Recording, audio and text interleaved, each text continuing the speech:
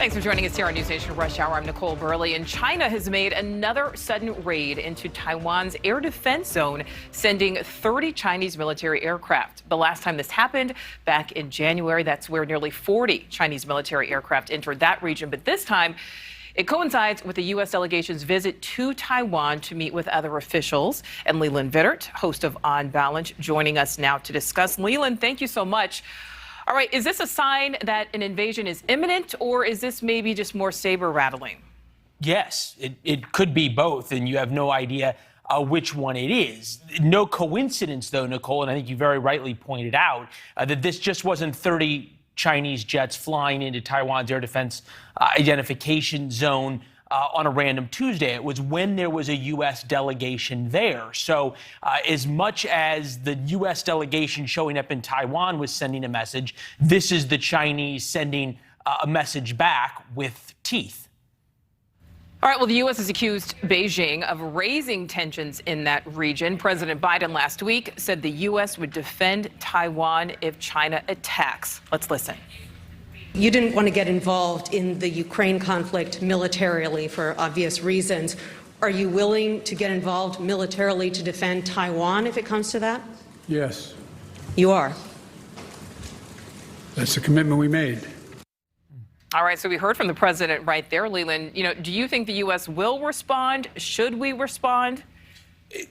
All in the definitions, right? All in the definitions of what President Biden said in terms of what come to Taiwan's military aid and military defense means. Does that mean sending weapons to Taiwan? Does that mean sending U.S. troops? Does that mean using U.S. aircraft to take on the Chinese directly? There's a whole continuum here. And then does the U.S. respond? In what kind?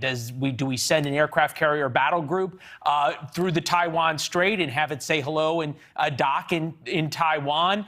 There's all gradations here. One of the things we're going to get into the show later tonight on is how the White House keeps walking back all of these things that the president makes Sherman-esque statements about, whether it be that Vladimir Putin has to go or that we'll defend Taiwan.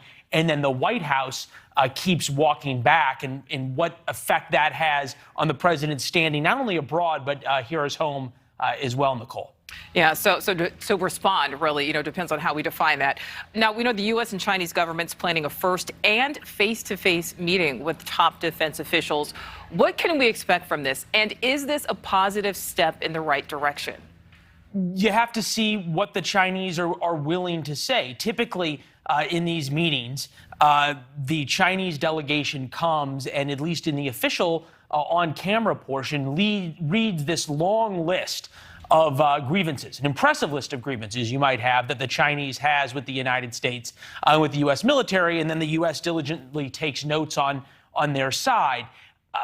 Whether or not the United States puts forth a different posture towards the Chinese, in this case, whether the Secretary of Defense Lloyd Austin delivers a strong rebuke to the Chinese, for example, over what we just talked about in terms of them flying fighters into Taiwan, that would probably come under A, response to your question earlier, and B, it would be something different. All right, Leland will be on Balance in about an hour and a half. Leland, thank you for that. Thank you for watching. Click the red subscribe button below so you can get more of NewsNation's fact-driven, unbiased coverage.